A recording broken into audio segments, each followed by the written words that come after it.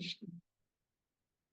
ओम अज्ञानतिमिरन्धस्य ज्ञानाञ्जनशलाकया चक्षुरुन्मिलितं येन तस्मै श्रीगुरुवे नमः।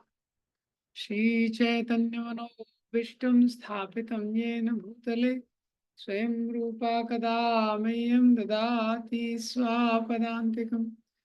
वन्देऽहं श्रीगुरो श्रीयुतापदकमलं श्रीगुरून् वैष्णवांश्च श्रीरूपं सागरजातं सहगना रघुनाथान्वितं तं सजीवं सावधूतं सावधूतं परिजनासहितं कृष्णचैतन्यदेवं श्री राधा कृष्ण पादान् सहगना ललिता शीर्षाकान्वितांश्च नमां विष्णुपादाय कृष्णपृष्ठाय भूतले श्रीमते भक्तिवेदांत स्वामीति नामिने।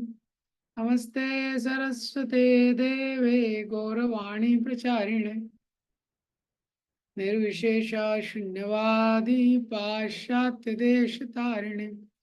नमो महावदन्याय कृष्ण प्रेम प्रदायते कृष्णाय कृष्ण चैतन्य नामिने गौरत्विषे नमः। हे कृष्ण करुणा सिंधु दीनबंधो जगत्पते गोपेश गोपिका कांता श्री राधा कांत नमोस्तुते। तप्त कांचन गौरांगी श्री राधे वृंदावनेश्वरी वृषभानुसुते देवी प्रणमामि हरिप्रिये। वाञ्छाकल्पतरुभ्यश्च कृपा सिन्धुभ्येव च पतितानां पावनेभ्यो वैष्णवेभ्यो नमो नमः। जय श्री कृष्ण चैतन्य प्रभु नित्यानंद श्री अद्वैत गदाधर शिवासादि गौर भक्तवृंद। हरे कृष्णा कृष्ण कृष्ण हरे हरे हरे राम राम राम हरे हरे। हरे कृष्ण। तो आज श्री बलराम जी का कल बलराम जयंती है, बलराम जी का आविर्भाव तिथि है। तो शास्त्र में हम देखते हैं निरंतर रिपीटेडली जब भी भगवान का आविर्भाव तिथि होता है तो ये जो उत्सव का दिन होता है बहुत विशेष होता है। भगवान इस संसार में आते हैं, अपने आध्यात्मिक जगत से इस संसार में आते हैं और जब भी भगवान का प्राकट्य होता है तो ये बहुत विशेष उत्सव होता है, ये बहुत विशेष तिथि होती है। तो जो जयंती शब्द है इसीलिए, वैसे तो भारत में भक्ति रसानंद महाराज जी बताते हैं बहुत सारा जयंती लोग लगा देते हैं बहुत सारे चीजों के साथ, लेकिन भक्ति रसानंद महाराज बताते हैं कि ये जो जयंती शब्द है ये किसके लिए, केवल भगवान के जन्मदिन के लिए इसको उपयोग किया जा सकता है। और जो बर्थडे भी है वो भगवान का सेलिब्रेट करने के लिए ठीक है, जो भगवान का बर्थडे, क्योंकि भगवान का जो जन्म होता है वो दिव्य होता है। जैसे भगवत गीता में भगवान बताते हैं जन्म कर्म च मे दिव्यम एवं यो वेति तत्वतः। मेरा जन्म मेरा कर्म ये दिव्य होता है। तो भगवान का जन्म कैसे होता है, तो भागवत में उदाहरण दिया है जैसे सूर्य है वो उदय होता है और अस्त होता है, तो ऐसे ही भगवान का इस संसार में प्राकट्य होता है और भगवान जीवों को आकर्षित करने के लिए बहुत सारी लीलाएं करते हैं। और जैसे सूर्य अस्त हो जाता है तो वैसे ही भगवान तो अपनी लीलाओं को वाइंड अप कर देते हैं। वो लीला किसी और ब्रह्मांड में नित्य रूप से चलती रहती है। भगवान की लीला इस ब्रह्मांड में खत्म हुई, किसी और ब्रह्मांड में वो चालू हो जाती है, तो वहां खत्म हुई किसी और ब्रह्मांड में चालू हो जाती है। ऐसे अनंत अनंत ब्रह्मांड है और वहां पे भगवान की लीला चलती ही रहती है हमेशा। भगवान की लीला कहीं ना कहीं चलती रहती है। इस प्रकार से भगवान इस संसार में आते हैं। और कृष्ण और बलराम में प्रभुपाद जी ने कई बार इसको तात्पर्यों में भी प्रवचनों में भी बताया कि कोई अंतर नहीं है, कृष्ण और बलराम में एक ही है। प्रभुपाद जी बोलते थे कृष्ण बलराम एक ही है, उसमें कोई अंतर नहीं। तो एक बार प्रभुपाद जी से पूछा किसी ने कि प्रभुपाद जी ने बोला कृष्ण और बलराम में क्या अंतर है, ये पूछा। तो प्रभुपाद जी ने बोला Balram is white Krishna and Krishna is black Balram, इस प्रकार से। तो फाइनली प्रभुपाद जी बताना चाहते कोई अंतर नहीं है, दोनों भगवान है। और एक जगह प्रभुपाद जी ने बोला है कि जो कृष्ण है वो सेव्य भगवान है, और जो बलराम जी हैं वो कौन है, सेवक भगवान। Krishna is supreme personality of God, और बलराम जी क्या है, supreme personality of servitor God है, इस प्रकार से। तो बलराम जी कृष्ण के पहले इस संसार में आए। हाँ, भगवान कृष्ण के पहले आए, क्योंकि बलराम जी क्या है, सर्विटर गॉड है, सेवक भगवान। उनका जो मूड है वो बहुत विशेष है। उनका हमेशा इस प्रकार का भाव है कि वो कृष्ण को सेवा प्रदान करना चाहते हैं। तो बलराम जी के 3 नाम बताए गए। तो गर्गाचार्य आए, उन्होंने तो बहुत गुप्त रूप से कृष्ण और बलराम का नामकरण संस्कार का जो प्रक्रिया था संपन्न किया गया। तो कृष्ण के नाम दिए, और गर्गाचार्य बहुत फेमस थे। तो वसुदेव देवकी का विवाह था, वो भी उन्होंने फिक्स किया था, गर्गाचार्य ने, जब वो मथुरा गए थे। तो उन्होंने बलराम जी का नाम दिया।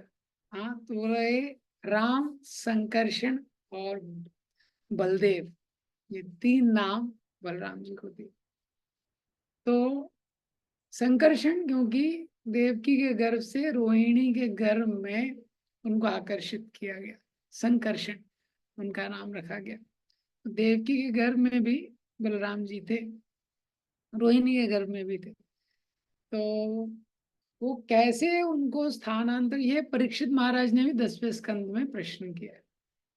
क्योंकि देवकी के गर्भ में थे तो गर्भांतर हो गया। गर्भ अगर एक गर्भ से दूसरे गर्भ में जाना है तो क्या प्रक्रिया है, साधारणतः देहांतर, देह चेंज करना पड़ेगा। या जीव इस संसार में किसी माँ के गर्भ में आता है, अब किसको दूसरे गर्भ में जाना है तो क्या तरीका है, वो देह चेंज करना पड़ेगा, देहांतर। तथा देहांतर अप्राप्ति वो है उसका सिस्टम। जैसे सुरुचि ने जो बोला, तो जब ध्रुव महाराज उत्तानपाद की गोद में बैठ गए, तो उत्तानपाद की गोद में बैठ गए, तो सुरुचि ने बोला कि इसमें आप नहीं बैठ सकते, अगर आपको इसमें बैठना है आगे तो क्या करना पड़ेगा आपको, आपको मेरे गर्भ से जन्म लेना पड़ेगा। ये कुल मिला के सुरुचि ने क्या बोला कि आपका मृत्यु होगा, जब जब मृत्यु होगा, मृत्यु के बाद देहांतर होगा तब। लेकिन बिना गर्भांतर हो गया, बिना देहांतर के, परीक्षित महाराज का प्रश्न है ये कैसे हो गया। आचार्य बताते हैं जो रोहिणी माता के गर्भ में जो बलराम जी थे वृंदावन में, हाँ, उन्होंने जो देवकी माता के गर्भ में जो बलराम जी थे उनको आकर्षित किया। ब्रज में जो है वो एक स्पेशल माधुर्य है। जैसे वृंदावनम परित्यज्यम पादम एकम न गच्छति, भगवान कृष्ण वृंदावन छोड़ के कभी नहीं जाते, लेकिन भगवान तो छोड़ के चले गए, 7 साल कुछ महीने थे फिर छोड़ के चले गए। तो वसुदेव कृष्ण, वृंदावन कृष्ण नहीं गए, वो वहीं थे, ऐसा। तो वृंदावन का भाव अलग है, वो माधुर्य का भाव है। तो जो वृंदावन वाले बलराम जी थे, वो इन्हीं के घर में उन्होंने आकर्षित किया देवकी के गर्भ से। हाँ, तो वो दोनों यहाँ पे आ गए। तो अ, जैसे कृष्ण वृंदावन में हथियार नहीं उठाते, वृंदावन में उन्होंने कहीं सुदर्शन चक्र निकाल के किसी को मारा नहीं। वहां जाते, बाहर जाते, मथुरा द्वारका में जाते हैं, तो वहां पे वृंदावन किसी आयुध का उपयोग नहीं होता है, ऐसा। ऐसे ही बलराम जी है, हल को धारण करते हैं लेकिन वृंदावन में नहीं, वृंदावन में नहीं करते ये। तो इस प्रकार से आकर्षित किया, तो इसलिए उनका नाम पड़ा संकर्षण। और बलराम जी का दूसरा नाम दिया उन्होंने क्या, राम। राम मीन्स रमैत, जो सबको आनंद देते हैं। राम शब्द का अर्थ है जो सुख का सागर है। सुख से भरा हुआ है, सबको आनंद देते हैं। तो वृंदावन में फेमस है, क्या फेमस है कि कृष्ण में बहुत अवगुण है। ये वृंदावन में फेमस है, कृष्ण है, जितनी गलत क्वालिटीज है सब कृष्ण में। और कृष्ण ने अगर कुछ बोला तो डेफिनेटली झूठ है। और ये जो बलराम जी है उनका कैरेक्टर काफी पॉजिटिव वृंदावन में था, कि सारे अवगुण कृष्ण में है और जो सारे गुण है वो कृष्ण में है, वो बलराम में है। और जो कृष्ण ने कुछ बोला मतलब ये झूठ है, 100% झूठ है। और बलराम जो बोला वो निश्चित रूप से सत्य है। तो इसीलिए बलराम पे सब लोग विश्वास करते थे। ये बलराम जी हमेशा कृष्ण के साथ रहते थे। ये इवन यशोदा मैया कृष्ण इतनी शरारत करते थे, यशोदा मैया कभी उनको घर से बाहर नहीं निकलने दिया। ये तो जब गोपाष्टमी का दिन होता है, जब भगवान कृष्ण बोलते हैं मैं बड़ा हो गया हूँ अभी, हाँ, तो सब ग्वाले उनको चिढ़ाते हैं, अरे तुम क्या है, तुम छोटे हो अभी तक यही चरा रहे हो, तुम बछड़े, पहले बछड़े चराते थे। तो कृष्ण बोलते हैं मैं बड़ा हो गया, मैं गाय गाय चराने जाऊंगा। तो यशोदा मैया नहीं अलाउ करती। लेकिन फिर क्या है, बलराम वो बोलती है मैं क्यों जाने दे रही हूँ, क्योंकि बलराम बलराम तुम्हारे साथ चल। इसके लिए कुछ भी चीज कंप्लेन होता था कृष्ण का, बलराम जी से चेक किया जाता। तो कृष्ण बोलेंगे उसका किसी को विश्वास ही नहीं कि इसमें से कुछ सत्य हो सकता है, वो बलराम जी से चेक करती थी। जैसे वो मृत भक्षण लीला है, तो किससे चेक करती है यशोदा मैया, बलराम जी से चेक करती है, बलराम का क्या ओपिनियन, बलराम बोल रहे हैं तो मतलब ठीक है। तो इसीलिए हमेशा बलराम जी को बोलती थी कि कृष्ण का तुम रक्षा करना। ये, तो कभी बलराम जी नहीं गए, तो बलराम जयंती था एक बार, तो बलराम जी गए नहीं। बलराम जयंती मतलब बलराम जी का बर्थडे था, तो गए नहीं, बहुत बड़ा हंगामा हो गया, ब्रह्म में मोहन लीला उसी दिन हो गया। हाँ, एक दिन बलराम जी नहीं गए, कृष्ण जी के साथ, तो बड़ा वो हो गया। तो बलराम जी ब्रज में जितने लोग हैं उनको बड़ा आनंद प्रदान करते थे, इसलिए उनका नाम रखा गया कि राम, ये ब्रजवासियों को जो बहुत आनंद प्रदान करेंगे। ये तीसरा नाम, बलराम जी का तीसरा नाम रखा गया क्या, बलदेव। बलदेव का मतलब है जो बहुत शक्तिशाली है।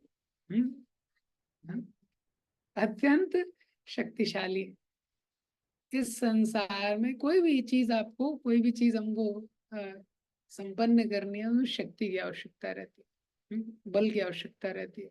आपको कुछ करना है, या तो धन का बल चाहिए, मनी पावर बोलते हैं, या तो ह्यूमन रिसोर्स चाहिए, हाँ, उनका बल चाहिए, किसी ना किसी प्रकार के बल की आवश्यकता है।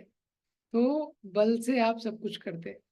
तो बलराम जी कौन है, बलराम जी का ही विस्तार है संकर्षण, उनका विस्तार है वैकुंठ के जो महासंकर्षण है, कारणोदक्षाय विष्णु, शिरोदक्षाय विष्णु, गर्भोदक्षाय विष्णु, ये सब उनका विस्तार है। अनंत शेष जो सारी पृथ्वी को धारण कर रहे, सारे ब्रह्मांड को धारण कर रहे हैं, तो कितनी शक्ति होगी उनमें, उनके विस्तार के विस्तार के विस्तार का विस्तार है नरसिंहदेव। जो थोड़े टाइम के लिए आए, उन्होंने अपनी शक्ति का परिचय दिया। तो इस संसार में किसी भी कार्य को संपन्न करने के लिए शक्ति की आवश्यकता है। हाँ, तो कोई भी चीज आप करेंगे तो किसी में आपको धन की शक्ति लगेगी, किसी में आपको जन की शक्ति लगेगी। लेकिन जीवन में, आध्यात्मिक जीवन में अगर हमको बढ़ना है, तो उसके लिए किस प्रकार की शक्ति चाहिए, आध्यात्मिक बल चाहिए उसके लिए। वो आध्यात्मिक बल हमको प्रदान करने वाले हैं गुरु। जो जितने गुरु तत्व है, उनके मूल गुरु कौन है, बलराम जी। जितने गुरु तत्व हैं, जो भी उनके, वो बलराम जी के प्रतिनिधि हैं। जितने गुरु इस संसार में रहते हैं, और बलराम जी के द्वारा ही वो शक्ति को प्राप्त करते हैं। तो आध्यात्मिक शक्ति मतलब क्या होता है, भौतिक शक्ति है आपके अंदर तो कुछ वेट उठा लेंगे, और इसके धन की शक्ति है तो कुछ चीजों का खरीद सकते हैं, कुछ कर सकते हैं। आध्यात्मिक शक्ति होती है तो तभी हमें इस प्रकार का एक उत्साह, एक शक्ति, कि किसी भी परिस्थिति में मैं भक्ति करते रहूंगा, ये शक्ति। हाँ, हम देखते हैं जीवन में परिस्थितियों में परिवर्तन होता है, जैसे ही परिस्थितियों में, संसार में परिवर्तन होता है, तो क्या होता है, हमारी जो भक्ति है वो डिस्टर्ब हो जाती है। इस तरीके से थोड़ा सा परिस्थिति में चेंज हुआ, भक्ति डिस्टर्ब हो गई। हर प्रकार की परिस्थिति में भक्ति करते रहने की शक्ति, ये हमको गुरु से मिलती है। इसलिए हम इसको देख सकते हैं, जैसे ही हम भक्ति में डाउन होते हैं, अगर हम थोड़ा सा भी गुरु महाराज का, प्रभुपाद जी का ग्रंथ पढ़ लेते हैं, सुन लेते हैं, गुरु महाराज का वाणी सुन लेते हैं, तुरंत से वापस से कैसे आ जाता है, शक्ति आ जाती है व्यक्ति के अंदर, वापस शक्ति आ जाती है आध्यात्मिक क्रियाओं को करने की, भक्ति को करने की। तो ये जो बल प्राप्त होता है, ये बलराम जी की कृपा से प्राप्त होता है। बलराम जी मूल गुरु तत्व है ये। तो इसीलिए बलराम जी जब पृथ्वी पे आए तो भगवान से पहले आए, भगवान को असिस्ट करने के लिए। गुरु का क्या है कि कृष्ण की लीलाओं में, भगवान की लीलाओं में असिस्ट करना, ये गुरु का काम है ये। तो गुरु और कृष्ण ये कॉम्बिनेशन में काम करते हैं। जो गुरु और कृष्ण होते हैं ये कॉम्बिनेशन में काम करते हैं। तो अगर किसी को गुरु पे विश्वास है लेकिन कृष्ण पे विश्वास नहीं है, या किसी को कृष्ण पे विश्वास है और गुरु पे विश्वास नहीं है, ये काम नहीं चलता है। जैसे आपने देखा होगा चैतन्य महाप्रभु की लीला में वृंदावन दास ठाकुर बोलते हैं, चैतन्य महाप्रभु पे विश्वास है और नित्यानंद प्रभु पे विश्वास नहीं है, इससे बेटर है तुम नास्तिक बन जाओ। चैतन्य महाप्रभु पे विश्वास है और नित्यानंद प्रभु पे विश्वास नहीं है। तो इसी तरह अगर कृष्ण पे विश्वास है, वो गुरु पे विश्वास नहीं है, तो वो व्यक्ति का जो उसका जो गंतव्य है वो बहुत बेकार है। वो शास्त्र बताते हैं वो उसका बहुत पतन होगा। उदाहरण दिया गया किसका, द्विविधा गोरिल्ला। द्विविधा गोरिल्ला का उदाहरण दिया। तो जो द्विविधा गोरिल्ला था ये कौन था, ये राम जी की सेना में था, राम जी की वानर सेना में था। और रावण के अगेंस्ट में जब राम जी युद्ध कर रहे थे तो इसने रावण के बहुत सारे सैनिकों को मारा भी था। तो वो युद्ध करने के बाद क्या हुआ, इसका राम जी में बहुत विश्वास था लेकिन लक्ष्मण जी के प्रति द्वेष था। जो बलराम जी है, तो लक्ष्मण जी के प्रति उसका भाव अच्छा नहीं था। तो बाद में जब भगवान राम ने रावण को युद्ध में पराजित किया तो उसके बाद क्या हुआ, ये वहीं पे रुक गया। देवदा गोरिल्ला लंका में ही रुक गया। तो लंका में जो स्त्रियां वगैरह थी उसके साथ उसने असत संग किया, वहां के राक्षसों के साथ संग किया। हाँ, जब तक द्वापर युग आया ये राक्षस बन गया, डीमन बन गया। जो भगवान में विश्वास रखता है लेकिन गुरु का आश्रय नहीं लेता है, ये असुर बनेगा वो। ये सिद्धांत, असुर बनेगा। हाँ, अभी हो सकता है समझ में ना आए लेकिन असुर बनेगा। क्यों, इसका सिद्धांत क्या है, और भगवान तो कुछ बोल नहीं रहे हैं, भगवान हमेशा मुस्कुरा रहे हैं, व्यक्ति को कुछ समझ नहीं आता है। लेकिन जो गुरु आते हैं तो वो निर्देशन देते हैं क्या करना है क्या नहीं करना है, वहां शरणागति उसका चेक होता है। जैसे प्रभुपाद जी इस्कॉन में प्री एमिनेंट शिक्षा गुरु कौन है, प्रभुपाद जी। वो नियम बना के रखा है उन्होंने। हाँ, तो अगर उनके नियमों को कोई पालन नहीं कर रहा है, वो सोच रहा है उसको गुरु का आश्रय में, कृष्ण का आश्रय मिल जाएगा, तो ये संभव नहीं है। ये जो मेंटालिटी है, मेंटालिटी गलत है। एक बार प्रभुपाद जी थे तो एक डिसाइपल वहां पे, एक शिष्य थे, तो उनसे उन्होंने पूछा, अच्छा बताओ भगवत गीता में सबसे महत्वपूर्ण वर्ष कौन सा है। तो वो सोचने लगे, बता नहीं पाए। वहीं पे ब्रह्मानंद प्रभु भी थे। हाँ, तो ब्रह्मानंद प्रभु से प्रभुपाद जी ने पहले पूछा था। तो उन्होंने बोला, अरे मेरे को तो याद है, मेरे से पूछा था पहले। तो उन्होंने बोला, प्रभुपाद जी मैं बताऊं। तो प्रभुपाद जी ने उनकी तरफ देखा तो तुरंत बोलने लगे, मन बनाओ मत भक्तो मध्या जिमाओ नमस्कार। प्रभुपाद जी बोले, नहीं ये वर्ष नहीं है सबसे महत्वपूर्ण, और दूसरा वर्ष बोला। तो ब्रह्मानंद को सोचने लगे, मेरे को तो थोड़े टाइम पहले ये वाला बोला था।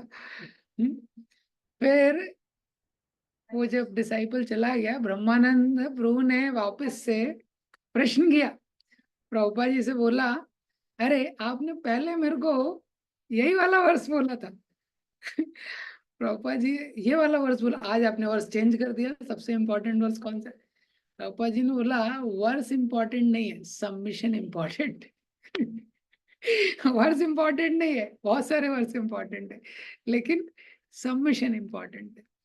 तो शास्त्र में सिद्धांत रहता है, लेकिन जब तक सिद्धांत व्यवहार में नहीं आता है, कैसे पता चलेगा वो व्यक्ति प्रगति कर रहा है कि नहीं। ये इसीलिए गुरु बहुत आवश्यक है। हाँ, तो बलराम जी जो है वो मूल गुरु तत्व है, तो गुरु का आश्रय बहुत आवश्यक है। तो जब हम प्रभुपाद जी का आश्रय लेते हैं, एक प्रवचन में महाराज बता रहे थे, देखिए प्रभुपाद जी ने भगवत गीता लिखा है, ग्रंथ लिखा। प्रभुपाद जी की भगवत गीता से पहले हाँ कम से कम 4,000 4,500 भगवत गीता के कमेंट्री ऑलरेडी थे। सो इतने सारे कमेंट्रीज। और महाराज जो लेक्चर में पूछते हैं, आप में से कितने लोगों ने, हजारों लोग लेक्चर में बैठे थे, कितने लोगों ने भगवत गीता पहले पढ़ा है? तो कुछ लोगों ने हाथ उठाया, 100 150 लोग। कितने लोगों ने, हाँ कितने लोगों ने सुना है, कृष्ण का नाम वगैरह सुना है, भगवत गीता का नाम सुना है? सब लोगों ने हाथ उठा दिया।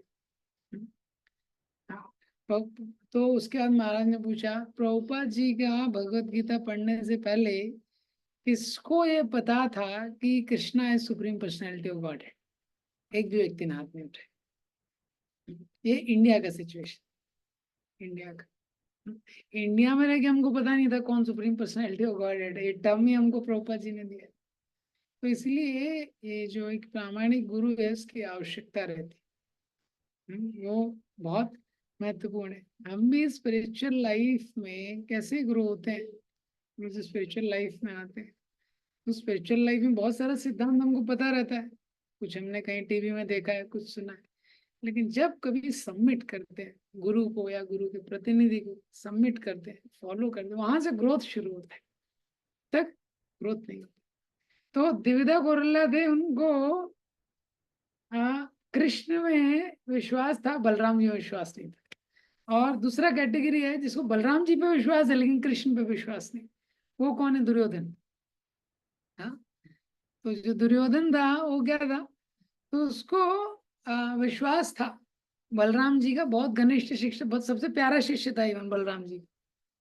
हाँ, तो बलराम जी ने पर्सनली उसको गदा युद्ध सिखाया था, इतना उसको ट्रेन किया था, लेकिन उसको कृष्ण के प्रति द्वेष था। बलराम जी का सारा बात माना उसने, एक बात नहीं मानी। बलराम जी ने बोला, अरे तुम मत युद्ध करो, कृष्ण इनके साथ है पांडवों के, और ये लोग वैष्णव है, वैष्णव से नहीं करना चाहिए।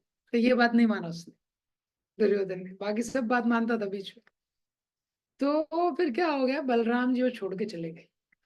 हाँ, बलराम जी तो युद्ध में भाग नहीं लिए। और दुर्योधन के 100 भाई, 64 करोड़ लोग। इसका मतलब क्या है, वैष्णव अपराध व्यक्ति करेगा, गुरु भी नहीं बचा सकता है। हाँ, वैष्णव अपराध जो हम करेंगे, गुरु भी हमको रक्षा करने नहीं आएंगे। बलराम जी युद्ध में पार्टिसिपेट ही नहीं किए। हाँ, उनका मेन शिष्य था वो दुर्योधन, बलराम जी ने पार्टिसिपेट नहीं किया। हाँ, क्योंकि जो पांडव है वो महान वैष्णव थे। तो दूसरा लेसन, अगर वैष्णव अपराध करेंगे तो जो स्पिरिचुअल मास्टर है वो भी हमको बीच में नहीं आएंगे। तो जो बलराम जी हैं, बलराम जी लीला में आते हैं, तो कृष्ण लीला में बलराम जी कृष्ण जी दोनों वैसे भगवान है, बलराम जी की भी गोपियां हैं, कृष्ण की भी गोपियां हैं, ऐसा। और कृष्ण बांसुरी बजाते हैं, बलराम जी भी बांसुरी बजाते हैं। अलग है थोड़ा हाँ, और बलराम जी रासलीला करते हैं, कृष्ण की रासलीला करते हैं। सब कुछ है, लेकिन हमेशा वो सेवक के भाव में रहते हैं, ये है। और थोड़ा थोड़ा स्टाइल फिर भी अलग है।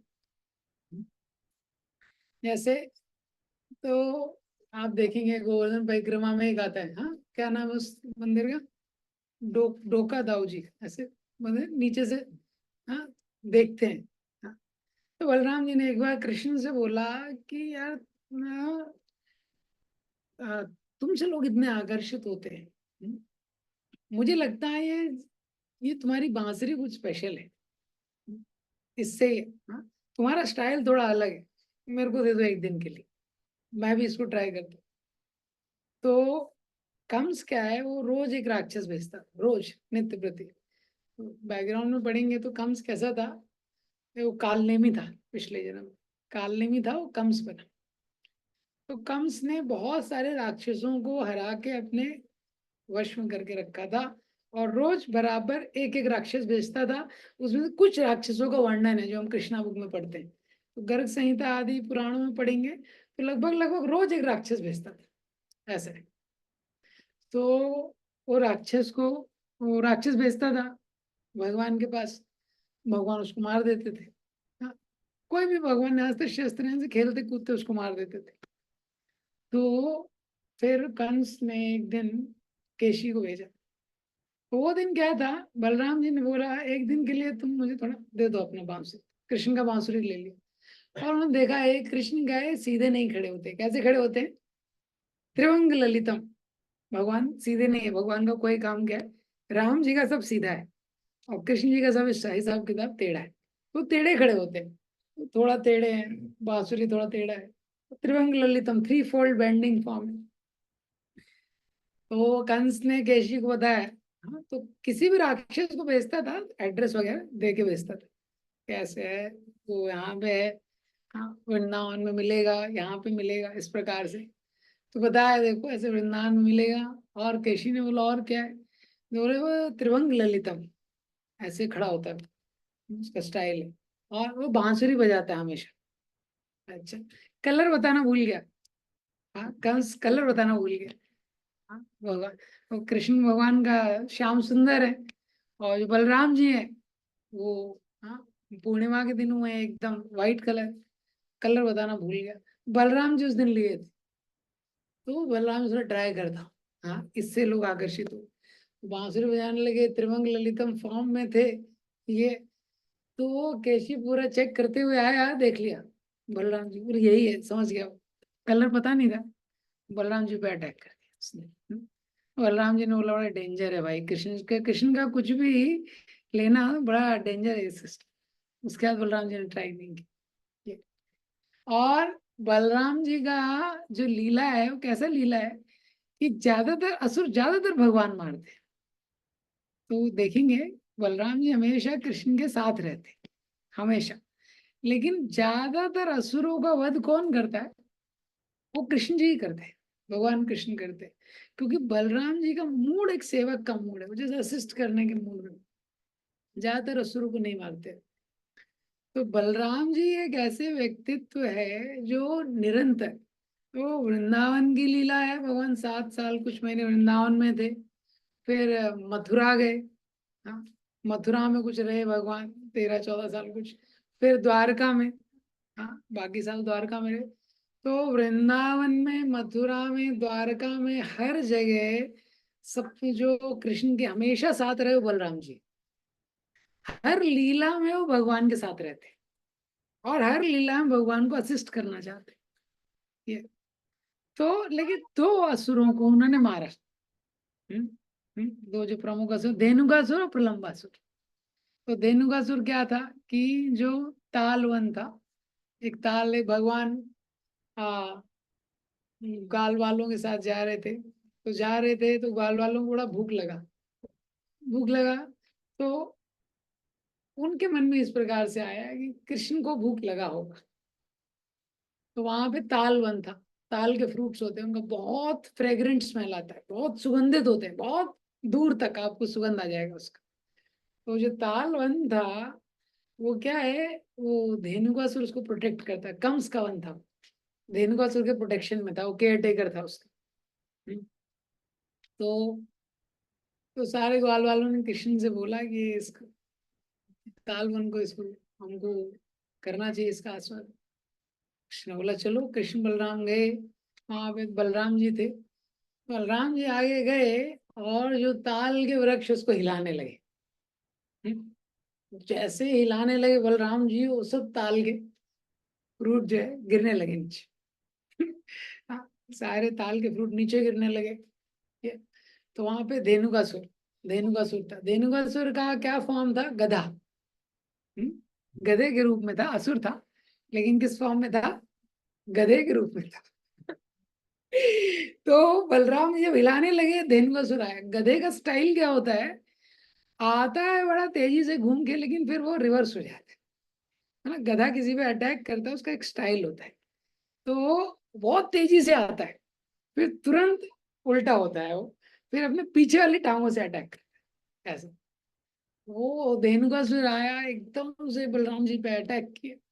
हाँ, पीछे मुड़ा, अटैक, बलराम जी उसके दोनों टांगे पकड़ी, ऐसे ऐसे घुमा घुमा के, घुमा घुमा के इतना ऊंचा उसको फेंका, सेंट्रीफ्यूगल एक्शन हुआ, मृत्यु हो गया उसका। और उसमें और बहुत सारे गधे थे, मित्र थे बाकी, वो मेन गधा था, बाकी और बहुत सारे गधे थे, वो सब एक एक करके अटैक करने लगे, बलराम जी ने सबका मृत्यु कर दिया। हाँ, आचार्य बताते हैं कि प्रहलाद महाराज के वंश में ही था। हाँ, नीचे नरसिम्हदेव ने बोला था उसके बाद कि मैं तुम्हारे वंश में और किसी को मारूंगा नहीं। हम्म, तो कृष्ण भगवान ने उसको छोड़ दिया था, बलराम जी ने उसको मारा। ये जो धेनुकासुर है, ये असुर क्या है, ये अज्ञान का प्रतीक है, इग्नोरेंस, ये अज्ञान का प्रतीक है। तो अज्ञान के कारण संसार में क्या होता है, आसक्ति। जैसे हिंदी में किसी को बोलते हैं ना, घर में किसी को बोलते हैं कुछ पढ़ाई लिखाई कुछ नहीं करता है, हाँ, उसको बोलते हैं गधा है क्या। गधा है मतलब क्या, कोई बुद्धि नहीं है क्या इसके पास। हाँ, ऐसा बोलते हैं। या तो क्या है, होता है जो गधा होता है वो बहुत मेहनत करता है, गधा होता है बहुत मेहनती व्यक्ति है, तो वो क्या है, बहुत मेहनत करता है, उसके ऊपर इतना बोझ डाल देते हैं, अभी भी वो चलते रहता है। हाँ, और फिर उसको दिन भर काम करता है, थोड़े से घास के लिए जो हर जगह कहता है। इसी कारण क्या होता है कि बताते हैं कि इग्नोरेंस, ये जो अज्ञान है, अज्ञान के कारण व्यक्ति की संसार में आसक्ति होती है, संसार में आसक्ति होती है, गधे की तरह काम करता है। गधे की तरह काम करता है वो, गधा भी फेल हो जाएगा, इतना काम करता है। हाँ, इतना मेहनत करता है वो, इतना कष्ट करता है ये। हाँ, ये अज्ञान के कारण, क्योंकि अज्ञान है, अज्ञान के कारण आसक्ति है। जितना श्रम उसको भगवान को प्रसन्न करने में करना चाहिए, उतना तो आजकल जॉब में नाइट शिफ्ट भी रहता है। हाँ, कई कई बार ड्यूटी होता है, संडे को भी उनका लगा रहता है, संडे को भी जॉब लगा देते हैं। हाँ, तो ये क्या होता है, इसलिए प्रभुपाद जी ने बोला कि वो ज्ञान की आवश्यकता है।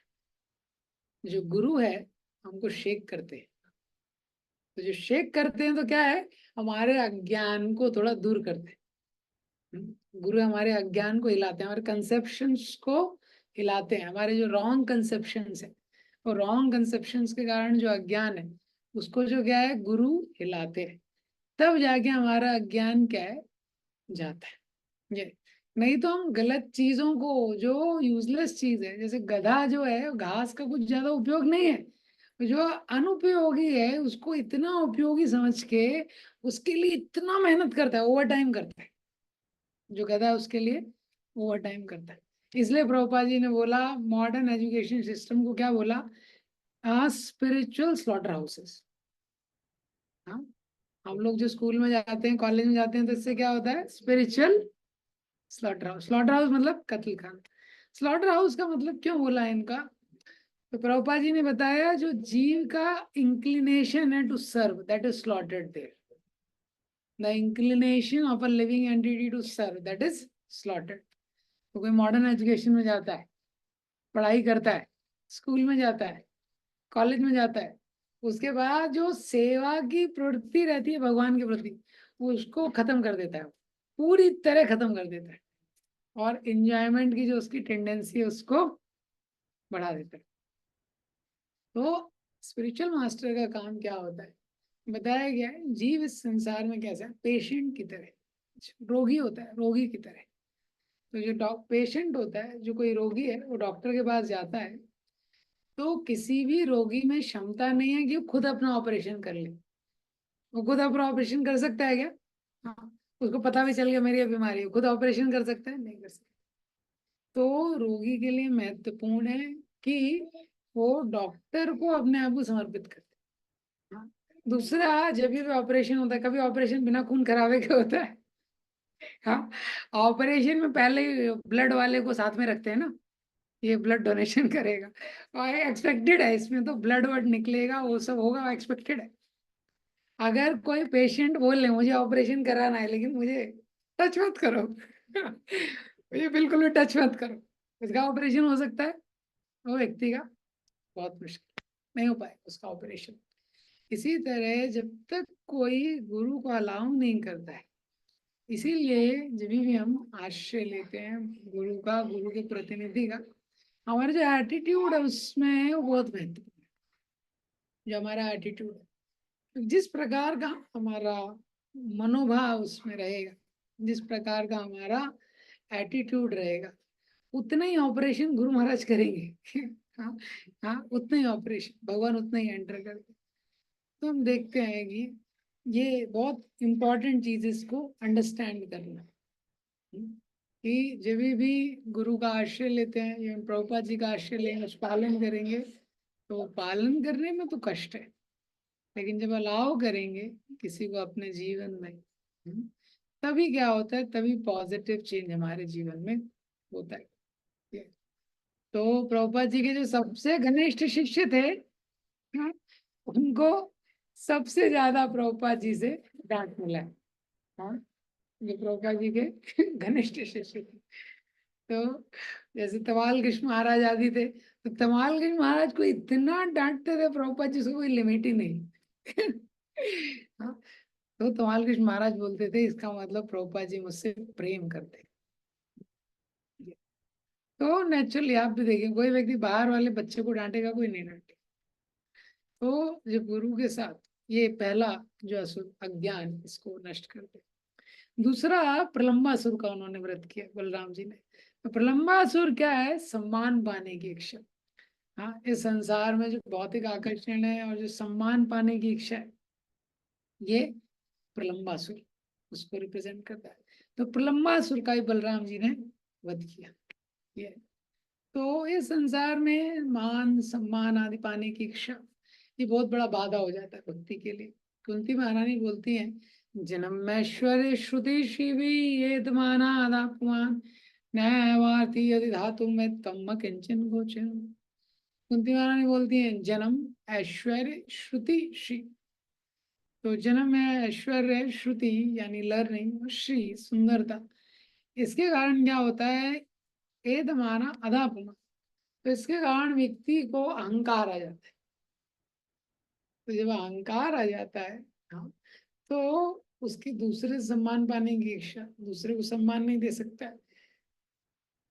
और ये जो अहंकार है, ये भगवान का आश्रय लेने में बहुत बड़ी बात है। क्यों? क्योंकि संसार की जो चीजें हैं उससे वो इतना आइडेंटिफाई करता है जब तक उसको अहंकार रहता है। भगवान का स्वभाव क्या है, तम किंचन गोचरम। भगवान उसकी प्रॉपर्टी है जिसको लगता है मेरे पास कोई प्रॉपर्टी नहीं। हो सकता है उसके पास प्रॉपर्टी हो, लेकिन वो ऐसा मानता नहीं है। हाँ? उसके पास धन है, लेकिन वो ये नहीं सोचता मैं धनवान हूँ। उसके पास सौंदर्य है, लेकिन वो नहीं सोचता कि मैं बहुत सुंदर हूँ। उसके पास विद्या है, लेकिन वो ये नहीं सोचता कि मैं विद्वान हूँ। हाँ, ये है। जैसे कि पांडव जो युधिष्ठिर महाराज थे, पूरी पृथ्वी के राजा थे। हाँ, वो पूरी पृथ्वी के राजा थे, इतनी सारी संपत्ति में उनका लेश मात्र भी आकर्षण नहीं था। हाँ, भागवतम के पहले स्कंद के 19वें अध्याय में आता है, मुकुंद मनसो द्विजा। मुकुंद के चरणों में इतना उनका ध्यान था, जैसे कोई भूखा व्यक्ति है, भोजन के अलावा कुछ भी उसके मन में नहीं आता। इसी प्रकार से भगवान के अलावा कोई भी चीज उसके उनके मन में नहीं आती थी, भगवान की सेवा के अलावा। इसी प्रकार के किसी व्यक्ति को बहुत विद्या हो सकती है। रूप गोस्वामी, सनातन गोस्वामी 6 भाषाओं में स्कॉलर थे, प्राइम मिनिस्टर और फाइनेंस मिनिस्टर थे। जब रूप गोस्वामी, सनातन गोस्वामी थे, किसी भी व्यक्ति को कोई पोएट्री लिखनी है, कुछ भी लिखना है, कुछ भी करना है, रूप गोस्वामी, सनातन गोस्वामी से अप्रूवल लेना पड़ेगा। इतने विद्वान थे, हर शास्त्र को 6 भाषाओं में समझा सकते। तो जब वो आते हैं चैतन्य महाप्रभु के पास, क्या बोलते हैं, के आमी के आमार के नुता पत्र है, मैं कौन हूँ, क्या मेरा उद्देश्य है जीवन का, क्यों मैं इतने सारे कष्ट भोग रहा हूँ, मुझे पता ही नहीं है। हाँ, लोग मुझे पंडित बोलते हैं, मैं मूर्ख हूँ, मैं इतना बड़ा मूर्ख हूँ कि अपने आप को मान लेता हूँ। उन्होंने अपने आप को माना नहीं, इसलिए ऐसा बोल रही। कुंती महारानी भी बोलती है, तदा परम हंसा नाम मुनि नाम अमलात्मनम। भक्ति योग विधानार्थम कथम पश्येम हम स्त्रिया। तो वो बोलती है कि आपका जो तत्व है, तथा परम हंसानाम मुनिनाम अमन आत्मनाम, कि आपका जो तत्व है बड़े बड़े परमहंस मुनि विद्वान लोग जानते हैं। कथम पश्चिम ही स्त्रियां, मुझ जैसी वो स्त्रियां क्या समझेंगे, तो बुद्धिमान नहीं होती। इतना बड़ा तत्व बता रही हैं खुद, और बोल रही है कि मैं बुद्धिमान नहीं। भागवतम में सबसे बड़ी बात। तो जो जिसमें कोई अहंकार का भाव नहीं रहता, उसके पास चीज हो सकती है लेकिन उसमें जो अहम का भाव नहीं है, तो ये दूसरा असुर। दूसरा आचार्य बताते हैं कि ये जो असुर है किसको रिप्रेजेंट करते हैं, हृदय दौर्बल्यम को। हृदय दौर्बल्यम को भी ये दोनों असुर जो रिप्रेजेंट करते हैं। क्योंकि जो हमारा जो माया से जो हमारा युद्ध है, माया से जीव का युद्ध है। बोलते हैं जब भक्ति कर रहे हैं मतलब क्या है, माया से युद्ध कर रहे हैं। तो इस युद्ध में हमको बल की आवश्यकता है। बिना बल के कोई युद्ध कर सकता है? बहुत मुश्किल। अब जो माया से जो युद्ध है, अब ये जो माया रूपी जो शत्रु है, ये हृदय के अंदर, ये अंदर जाता है, बाहर नहीं, अंदर है। तो हृदय दौर्बल्य, असत तृष्णा, तत्व विभ्रम, तुच्छ आसक्ति, ये सब जो है, तो ये क्या है, गुरु की कृपा से जाता है। तो ये जो है दो असुर, ये हृदय दौर्बल्यम को भी रिप्रेजेंट करते हैं। असत तृष्णा, संसार में जो असत वस्तुएं हैं उनके प्रति आकर्षण, असत तृष्णा। तो संसार में जो भी वस्तुएं हैं जिनकी स्थिरता नहीं है, असत है, they are not permanent, they are temporary. तो जिस वस्तु का हमेशा अस्तित्व नहीं है लेकिन उसके प्रति जब ज्यादा आकर्षण हो जाता है, उसको बोलते हैं असत तृष्णा। और उसको हम और ज्यादा बढ़ाना चाहते हैं। तो जब तृष्णा रहती है संसार की इस प्रकार की चीजों के लिए, तो भक्ति में एक उत्साह नहीं रहता है। क्योंकि इस संसार के प्रति इतनी तृष्णा है, तो भक्ति के कार्य एकदम ब्लैक एंड व्हाइट लगते हैं। रीडिंग, हियरिंग, चैंटिंग, बहुत तपस्या है, बहुत तपस्या के रूप में वो लगता है। अंदर से एक उत्साह नहीं आता। हाँ? असत तृष्णा तुच्छ आसक्ति, संसार की किसी भी चीज से आसक्ति हो जाती है। लेकिन वो आसक्ति बहुत महान होती है। चीज तुच्छ रहती है लेकिन आसक्ति बहुत ज्यादा रहती है। हाँ, great attachment to petty things, great attachment to petty things. संसार की जो चीजें हैं उसमें बहुत ज्यादा आसक्ति है। जैसे कोई चाय नहीं छोड़ पाता है, कितने समय तक लोग चाय नहीं छोड़ पाते हैं, कोई पान तंबाकू गुटखा क्या क्या लोग खाते हैं, किसी भी चीज से आसक्ति हो सकती है। तो ये जो होता है, ये हृदय दौर्बल्यम, तो हृदय को वीक बना देता है। तो जब हृदय वीक होता है तो क्या होता है, हम स्टेप नहीं ले पाते भगवान का आश्रय। तत्व विभ्रम, तत्व क्या है, तत्व मतलब जीव तत्व। जीव कौन है, भगवान कौन है, जीव और भगवान का संबंध क्या है, ये। तो ये सब क्या है, बहुत बड़ा ब्लॉक है हमारी भक्ति में, ये सब ब्लॉक। तो बलराम जी जो है, जब गुरु का आश्रय लेते हैं तो वो ये आसक्तियों को हमारे काटते हैं। जब तक ये कटेगा नहीं तो क्या होगा, भक्ति भी चलती रहेगी जो चल रही है, और भौतिक संसार के प्रति आसक्ति भी बनती बनी रहेगी। माला भी चलती रहेगी, माला भी चल रही है, और भौतिक संसार के प्रति आसक्ति भी बराबर बनी हुई है। ये, तो ये कटना बहुत इंपॉर्टेंट है। ये जो मटेरियल अटैचमेंट, इसको कटना भी बहुत इंपॉर्टेंट है। तो समझ ही नहीं आएगा, कई सारे वर्ष भी निकल सकते हैं, जन्म भी निकल सकते हैं, माला भी चल रही है, मटेरियल अटैचमेंट भी बना हुआ है एज इट इज, हमको लगेगा तो अच्छा बैलेंस चल रहा है। हाँ, और भगवान ने गीता में बोला ही है, सब बैलेंस करके रखो, कोई एक्सट्रीम मत करो। हाँ, युक्ताहार विहारसा युक्त चेष्टा से कर्म सु, ये। तो ऐसे होगा। तो इसीलिए जब गुरु के आदेशों का पालन करते हैं तो वो आसक्ति कटती है, नहीं तो वो कटेगी नहीं वो आसक्ति, ये। तो दोनों चीजें आवश्यक है। हाँ, दोनों चीजें क्या है कि, हाँ, भगवान का आश्रय लेना और भौतिक संसार के प्रति आसक्ति को छोड़ना, दोनों आवश्यक है। दोनों आवश्यक है, तभी पूर्ण रूप से शरणागति होती है। एक से नहीं होगी, क्योंकि पूर्ण रूप से आश्रय नहीं हो सकता है जब एक चीज पकड़ी हुई है।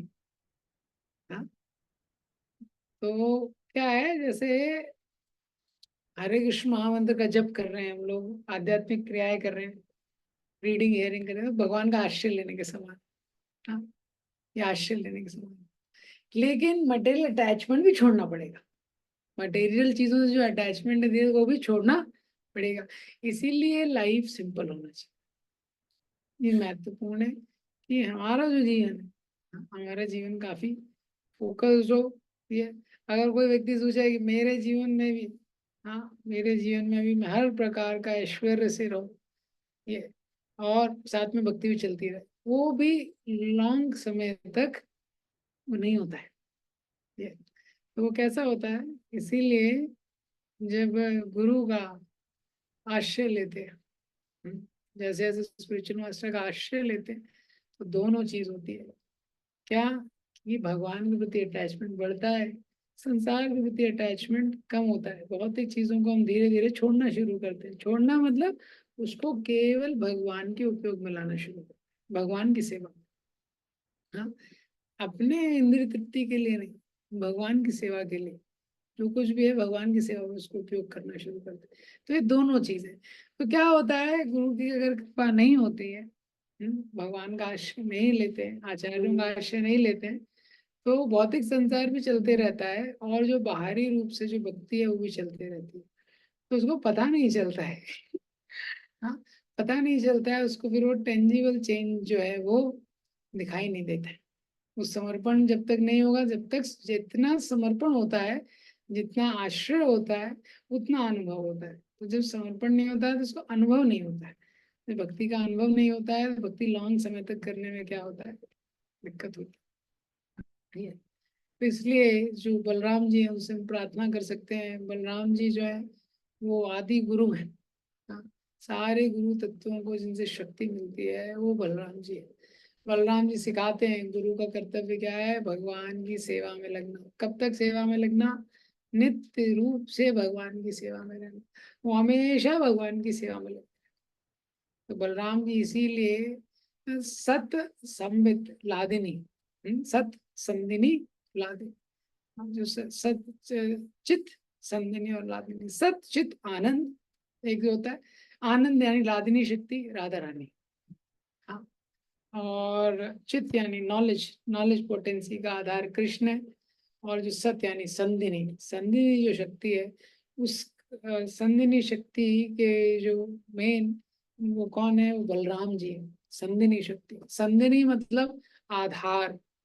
जो आधार पड़ा, जैसे अगर बैठे हैं, अगर मैं बैठा हूं तो कोई आसन है उस पर बैठा हूँ, जमीन है तो बैठा हूँ, तो वो आधार है। हर चीज के लिए क्या है, आधार की आवश्यकता है। वो आधार शक्ति कौन है, बलराम जी। जैसे भगवान सो रहे हैं तो बेड बलराम जी। अभी झूलन यात्रा है तो झूला कौन है, वो बलराम जी है। ये तो जो आधार है, अगर मंदिर में कुछ कथा हो रही है, कुछ प्रवचन करना है, कुछ करना है, मंदिर की आवश्यकता है, स्थान की आवश्यकता है। तो स्थान क्या है, बलराम जी है। जैसे अभी हम लोग धाम में, ये धाम कौन है, बलराम जी का विस्तार है। वो आधार कौन है, बलराम जी है। तो बलराम जी हमेशा, चाहे वो लक्ष्मण के रूप में आए, बलराम जी के रूप में आए, नित्यानंद प्रभु के रूप में आए, हमेशा वो सेवा में लगे रहते। उनका भाव वही है। तो गुरु कौन है, अपने जीवन के द्वारा वो दिखाते हैं कि कैसे भगवान की सेवा करें। प्रभुपाद जी के शिष्यों का जीवन हम देख सकते हैं। प्रभुपाद जी शिष्य जयप्रदा का महाराज के जीवन है, गोपाल कृष्ण महाराज, हाँ भगवान भगवत धाम के गोपाल कृष्ण महाराज, ये कैसा जीवन था।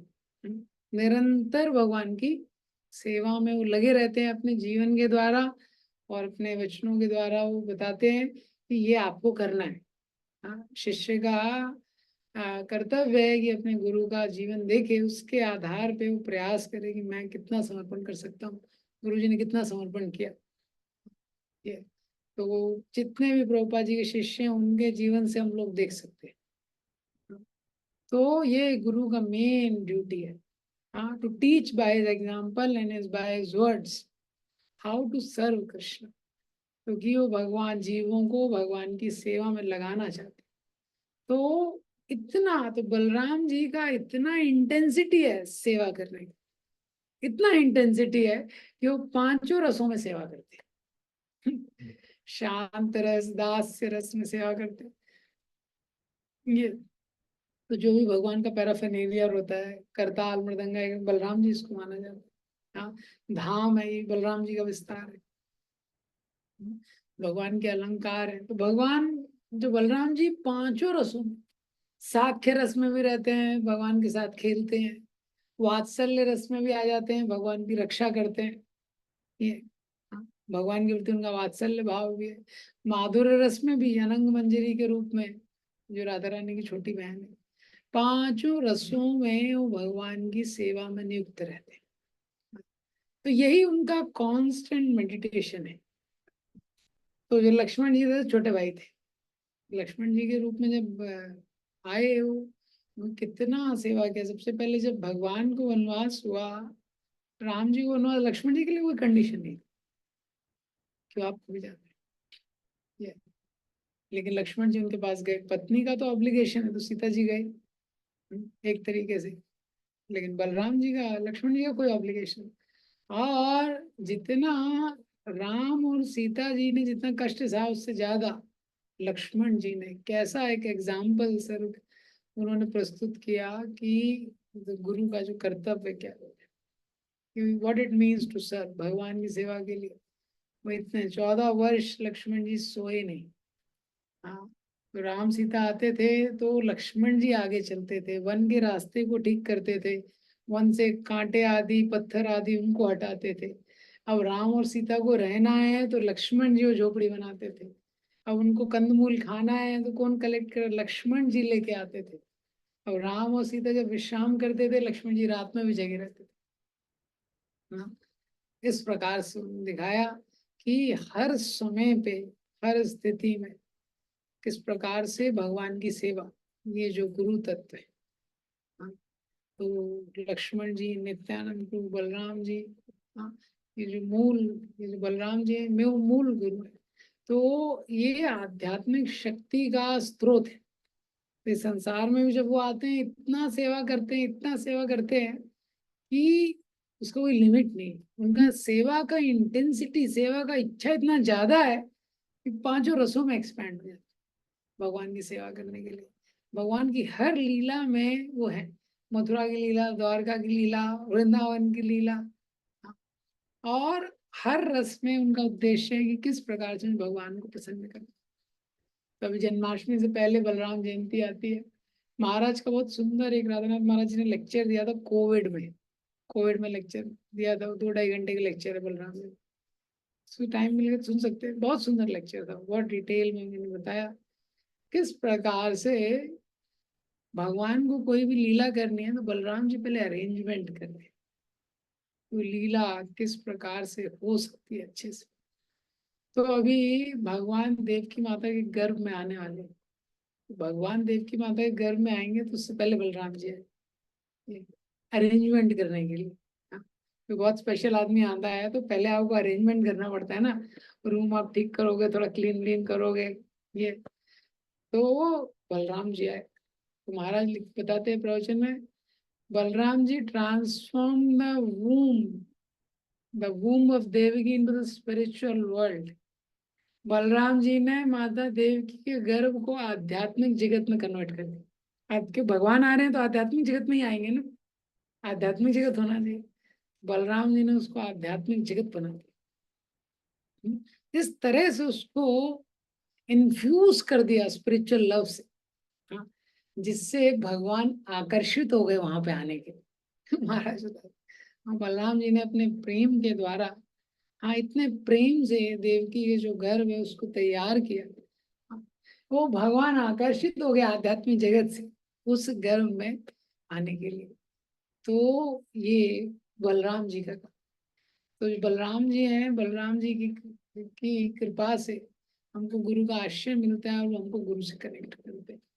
तो जो आध्यात्मिक बल है ये हम सबके लिए बहुत आवश्यक है। बलराम जयंती के दिन कल हम बलराम जी से प्रार्थना कर सकते हैं कि हमको शक्ति दे प्रैक्टिस करने का भी और प्रीचिंग करने का भी। क्योंकि जो बलराम जी हैं कलयुग में वो नित्यानंद गुरु के रूप में आए हैं।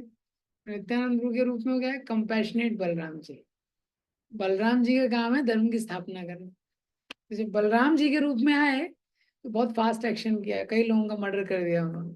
हाँ, रोम अर्जुन सुत बैठे, उनका मर्डर कर दिया तुरंत। व्यास आश्रम में बैठे थे वो, तो रोम अर्जुन सुत का वो पूरा भागवतम सुनाने वाले थे और व्यासदेव के शिष्य थे, उनका मर्डर कर दिया। उनका एनकाउंटर किया, लेकिन फिर जब ऋषियों ने बोला तो सुत गोस्वामी को बिठाया। हाँ, उनको उनको बिठाया, उनको एम्पावर किया और पूरा जो शक्ति था, नॉलेज था, सब ट्रांसफर कर दिया, तुरंत केटी कर दिया। तो सुत गोस्वामी ने उसके बाद भागवतम बोला। तो बलराम जी ने रुक्मी को मारा, कई सारे असुरों को मारा, लेकिन जब वो नित्यानंद प्रभु के रूप में आए हैं तो उन्होंने बताया कि कलयुग में ये मारने वाला सिस्टम ज्यादा चलेगा नहीं, वो एंड में होगा। वो कल की आएंगे तब करेंगे।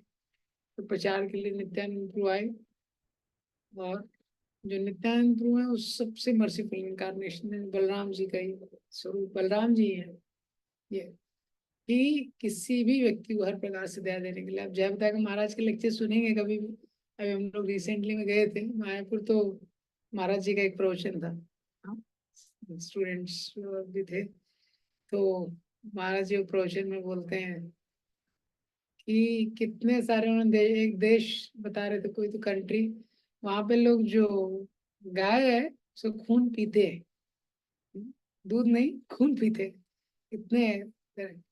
तो वो बोले वहां इस तरह के जो लोग हैं तो क्या होता है, हरे कृष्ण मंत्र लेंगे तभी भी इतनी तरह शुद्ध नहीं होंगे जल्दी। तो किसी तरह से तो वहां पे लोगों को, जो वहां पे जो डिवोटी थे, उनको उनको महाराज ने बोला आप उनको let them make them chant the name of Gaur Nitai. Gaur Nitai का नाम उनको करना बोला। ऐसे महाराज कई उदाहरण देते हैं। महाराज जयप्रताप महाराज जी का भी कन्विक्शन है, बहुत उदाहरण देते हैं। हाँ, ये गौर निताय के नाम का, गौर निताय का ये जो कृपा है कलयुग में बहुत विशेष है। हाँ, उसमें भी महाराज बोलते हैं somehow or the other make them chant the name of Nitai at least Nitai. तो वो नाम लेंगे नित्यानंद प्रभु का, तो निश्चित रूप से नित्यानंद प्रभु का नाम लेने मात्र से उनको निश्चित रूप से कृपा मिलेगी। जी। तो एक जगह का, हाँ, एक जगह महाराज गए थे, तो एक व्यक्ति है वो जप कर रहा था। तो लेकिन जब वो जप कर रहा था, फिर 2-3 साल के बाद वापस महाराज वहाँ गए, तो वापस से महाराज के पास आए। महाराज ने बोला था जप करने के लिए, तो उसने बोला महाराज मैं जप कर रहा हूँ, लेकिन क्या है कि लेकिन मुझे मुझे जप में कुछ रुचि नहीं आ रही है, एकदम ड्राई हो गया, जब कुछ वो नहीं लग रहा है। तो महाराज ने बोला ये तुम पंचतत्व का मंत्र कर रहे हो कि नहीं, मंत्र। तो उसने बोला ये तो मुझे किसने बताया नहीं। महाराज ने इसके साथ जप। जय श्री कृष्ण चैतन्य प्रभु नित्यानंद श्री अद्वैत गदाधर शिवासादि गौर भक्त। फिर वापस से 2 साल बाद महाराज घूमते घूमते वहां पहुंचे, तो वापस वो व्यक्ति आया, उसकी लाइफ बहुत चेंज हो गया था। बहुत लोगों का अनुभव है। तो ये बहुत विशेष कृपा है, ये बलराम जी है। कलयुग में वही बलराम जी नित्यानंद प्रभु के रूप में यहाँ पे आए। तो आप देखेंगे इस्कॉन में, विशेषकर वृंदावन में, प्रॉपर बहुत स्पेशल है ये टेम्पल, इसका नाम कृष्ण बलराम रखा। और जितने भी इस्कॉन के जनरली ऑल्टर रहते हैं, तो जो सेंटर वाला एरिया रहता है उसमें राधा कृष्ण के डीटी रहते हैं। तो ये महाराज जी बताते हैं प्रवचन में। लेकिन ये जो टेम्पल इस प्रभुपाद जी ने बनाया है वृंदावन में, तो सेंटर में राधा श्याम सुंदर नहीं है, सेंटर में कृष्ण बलराम, कृष्ण बलराम जी है सेंटर में। प्रभुपाद जी किसने पूछा, प्रभुपाद जी ने बोला क्योंकि कृष्ण बलराम का प्लेग्राउंड एरिया है, कृष्ण और बलराम का प्लेग्राउंड एरिया है। हाँ, ये उनका एरिया है, इसलिए कृष्ण बलराम जी के जो विग्रह है यहाँ पे, हाँ, सेंटर में। तो कल बलराम जयंती है, तो उसके दिन हम लोग बलराम जी से प्रार्थना कर सकते हैं। और नित्यानंद प्रभु के काफी सारे वैष्णव सॉन्ग्स हैं, उनको सिंग कर सकते हैं। और प्रभुपाद जी को धन्यवाद दे सकते हैं, जो बलराम जी के प्रतिनिधि हैं, हम सबके जीवन में आए स्पिरिचुअल मास्टर्स के लिए हम कृतज्ञता को अर्पित कर सकते हैं, जिनकी कृपा से हम जो स्पिरिचुअल लाइफ प्रैक्टिस करने का प्रयास कर रहे हैं। ये तो जो भी फेस्टिवल के डेज होते हैं बहुत स्पेशल डेज होते हैं, तो जनरली भगवान हमेशा दयालु रहते हैं, भगवान का स्वभाव है। हाँ, महाराज बोलते हैं अगर ये बोला जाए कि कोई एक ऐसी चीज जिससे भगवान बने हुए, राधा गोविंद महाराज जी बोलते हैं, तो ऐसे तो भगवान सच्चिदानंद है, लेकिन कोई बोलेगी एक तत्व जिससे भगवान बने हैं तो कृपा है। भगवान किसके बने हुए हैं? कृपा के बने। कोई व्यक्ति कृपा ही देते उसको। हाँ, जैसे कोई लड्डू है, स्वीट रहता है, चीनी से बना हुआ लड्डू है, किसी भी एंगल से आप खाइए उसको मीठा लगेगा। इसी प्रकार से चाहे राक्षस आए कोई आए, भगवान कृपा ही देते। लेकिन ये जो बर्थडे है, जो भगवान की जयंती का दिन है, विशेष रूप से ये उत्सव है, ये तिथियों का महत्व है, इसीलिए हमारी परंपरा में इसको सेलिब्रेट करने। तो ये दिनों में तो क्या होता है, कई बार हमको विश्वास नहीं होता, हम बोले तो क्या अंतर है। हाँ, संडे मंडे ट्यूसडे एक दिन में आ जाते हैं, तो क्या अंतर है। कैसे जन्माष्टमी कैसे स्पेशल है, बलराम जयंती कैसे स्पेशल है। नहीं, विशेष है, क्योंकि भगवान आए इसलिए तिथि विशेष है। और उस तिथि में वो पोटेंसी है, वो शक्ति। अगर हम उसका आश्रय लेंगे इन तिथियों का, तो भगवान से ज्यादा प्रार्थना करेंगे इन तिथियों पे, भगवान का ज्यादा आश्रय लेंगे, अपने डे को जितना स्पिरिचुअल रख सकते हैं, जितना नाम जप कर सकते हैं, तो उतना हम आध्यात्मिक शक्ति का अपने जीवन में अनुभव कर सकते हैं। ये संसार का लॉ है। जैसे 11-15 दिन में एक बार एकादशी आता है, अगर व्यक्ति को विश्वास नहीं है तो वो एकादशी वैसे ही चला जाएगा। उसको विश्वास है, ये तिथि है, इसमें शक्ति है, माधव तिथि भक्ति जननी। हाँ, तो जो भी माधव तिथि होती है, फेस्टिवल डेज, स्पेशल डेज, भक्ति को जन्म देने वाले हैं। तो इसका पूरा लाभ हम लोग ले सकते हैं। तो हरे कृष्ण। शील प्रभुपाद की